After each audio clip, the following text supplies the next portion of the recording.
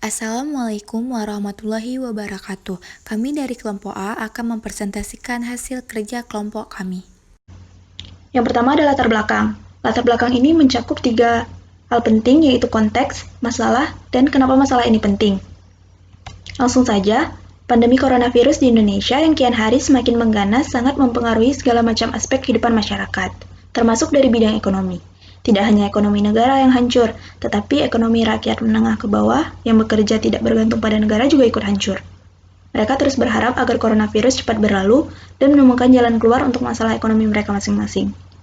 Mereka mulai kebingungan dan kesusahan, bagaimana mereka bisa tetap mencukupi seluruh kebutuhan keluarganya kalau keadaan akan terus seperti ini. Penyedia jasa potong rambut seperti salon dan barbershop pun mulai sepi. Mereka merasakan penurunan ekonomi yang drastis semenjak semua masyarakat memilih untuk tidak keluar rumah kecuali pada saat mendesak saja. Mereka akan terus mencari jalan bagaimana caranya agar mereka dapat terus bekerja walaupun keadaan seperti ini tidak bisa dihindari. Meskipun demikian, bukan berarti masyarakat tidak peduli dengan perawatan rambut mereka. Sebenarnya mereka sangat ingin menjaga kesehatan rambut agar terlihat rapi walaupun hanya di rumah saja. Akan tetapi, keadaan kita sekarang ini membuat kita tidak bisa mengunjungi tempat-tempat seperti salon atau barbershop dikarenakan rasa was-was dan takut tertular virus yang sedang ramai dibicarakan di mana-mana. Analisa terbagi ke dalam 2 bagian, yaitu analisa pengamatan dan analisa wawancara. Untuk analisa pengamatan, kami lakukan di 5 tempat yang berbeda. Yang pertama yaitu di kawasan rumah pribadi daerah Kuala Simpang. Keadaan yang terlihat yaitu terdapat tempat mencuci tangan di halaman, kendaraan yang lewat sedikit, tidak banyak yang menggunakan masker, suasana sangat sejuk di sore hari, sedikit banyak debu karena di pinggir jalan, terdapat anak laki-laki sedang menyiram bunga. Yang kedua yaitu di Blangpidi, Aceh Barat Daya, di mana di sini kami melakukan pengamatan di salah satu barbershop. Keadaan yang terlihat yaitu terdapat wastafel sekaligus dengan sabun yang terletak di depan barbershop. Barbershop membatasi hanya boleh masuk maksimal 2 orang. Pengunjung wajib menggunakan masker dan hairstylist wajib memiliki sarung tangan dan masker. Yang ketiga yaitu pengamatan yang dilakukan di salah satu salon di Banda Aceh, di mana keadaan yang terlihat salon sepi pengunjung, disediakan hand sanitizer, masih banyak toko yang tutup, banyak kendaraan yang lewat, cuaca sangat terik, dan beberapa orang masih belum memakai masker. Selanjutnya, pengamatan yang dilakukan di salon di area Sili, di mana suasana yang terlihat sepi, sedikit orang yang menggunakan masker, banyak toko yang tutup, semua toko buka menyediakan sabun, pelanggan tidak seramai biasanya, sedikit kendaraan yang lewat. Untuk analisa yang terakhir, kami lakukan pengamatan di salah satu barbershop yang ada di Banda Aceh, di mana keadaannya yaitu barbershop tampak sepi, terdapat sabun dan wastafel di depan barbershop, beberapa barbershop sekitar ada yang buka, dan masih ada juga yang tutup. Customer diwajibkan mencuci tangan sebelum masuk, barbershop tampak bersih dan sudah disemprot disinfektan, semua hairstylist patuh dengan protokol COVID. Untuk analisa wawancara, kami mewawancarai beberapa customer dan beberapa hairstylist yang ada di berbagai tempat. Yang pertama yaitu wawancara kepada customer salon yang ada di Kuala Simpang, di mana customer bernama Ria yang tidak bisa pergi ke salon, tidak bisa melakukan perawatan rambut seperti biasa. Dia merupakan seorang mahasiswi. Salon favoritnya yaitu Uka Salon. Rambut customer lumayan rusak. Oke, untuk wawancara selanjutnya kami lakukan terhadap hairstylist manager yang ada di Blangpidi, Aceh Barat Jaya, di mana nama hairstylist tersebut adalah Harizal Wiranda. Dia menyuplai barang setiap bulan, iklan melalui Instagram dan Facebook. Jarang ada yang datang karena sedang pandemi. Memilih hairstylist berdasarkan pengalaman. Pembagian gaji berdasarkan lama kerja. Manajemen waktu kerja hairstylist, kesediaan suplai, dan gaji karyawan.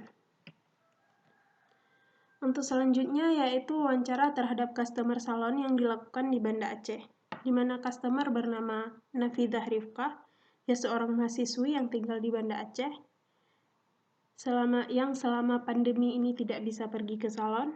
Langganan di salon yang ada di dekat rumahnya ingin melakukan perawatan walaupun dalam kondisi pandemi seperti sekarang.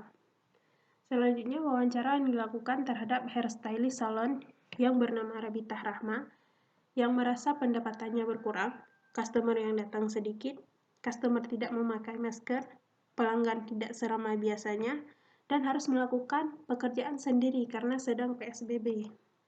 Yang terakhir yaitu wawancara yang dilakukan kepada hairstylist barbershop yang ada di Banda Aceh yang bernama Rifki Abiyu. Dia merasa pendapatan berkurang selama pandemi, customer sangat sedikit yang datang ke barbershop, wajib mengenakan protokol COVID, wajib sehat jasmani, tidak flu dan batuk saat bekerja dari pagi sampai siang.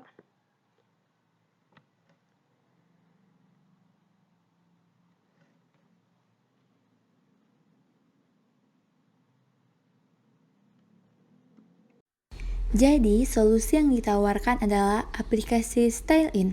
Aplikasi StyleIn merupakan aplikasi yang mampu menerima orderan jasa seperti salon atau barbershop online yang mau mendatangi customer ke rumah-rumah yang mungkin dibutuhkan di saat-saat pandemi seperti ini. Atau door-to-door service, dan juga dapat merekomendasikan jarak terdekat dengan rumah customer sehingga meminimalisirkan terjangkitnya virus lebih besar lagi. Kemudian menampilkan tempat-tempat salon atau barbershop favorit berdasarkan review dari customer. Kemudian dapat mencari tempat yang diinginkan oleh customer sendiri, sehingga customer pun tidak perlu khawatir akan terkena virus, karena setiap hairstylist yang ikut serta sudah terjamin kesehatannya, yang dibuktikan dengan surat kesehatan yang dilampirkan saat mereka mendaftar sebagai hairstylist di aplikasi ini. Kami berharap aplikasi ini dapat membantu menangani permasalahan para pengusaha menengah di bidang jasa perawatan rambut seperti salon dan barbershop dan lainnya. Di sini saya akan menjelaskan bisnis model Canvas. Nah, bisnis model Canvas ini adalah suatu visual model yang merepresentasikan elemen-elemen penting yang terdapat pada suatu aplikasi. Nah, di sini terdapat 3 BMC dari setiap user. Di antaranya ada BMC Customer, BMC Hairstylist, dan kemudian BMC Hairstylist Manager.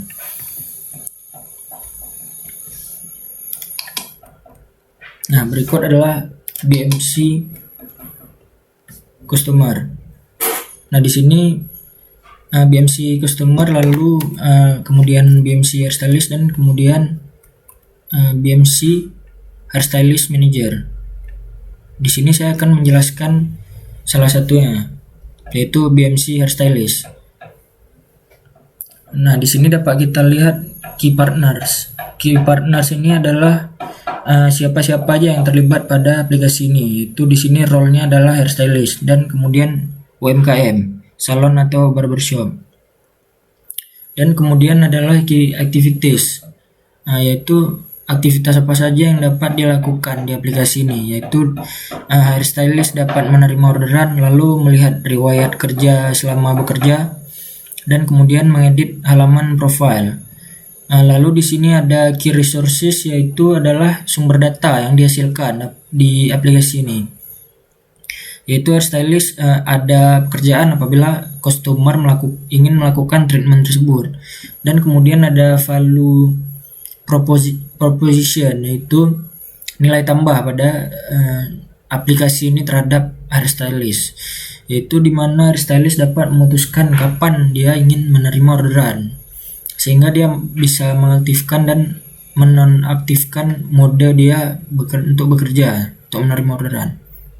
Dan kemudian hairstylist dapat mendapatkan profit yang besar apabila rutin bekerja. Dan kemudian ada customer relationship, yaitu di mana customer relationship adalah ini hubungan terhadap customer, yaitu apabila hairstylist menuju ke rumah customer, maka dia dapat menyediakan masker untuk customer apabila customernya tidak ada masker. Dan kemudian channel adalah kepada siapa-siapa aja dia terlibat dan berinteraksi, yaitu dengan customer dan juga hairstylist manager. Dan di sini customer segment adalah jenis pasar yang dia tuju, yaitu masyarakat umum sebagai customer-nya.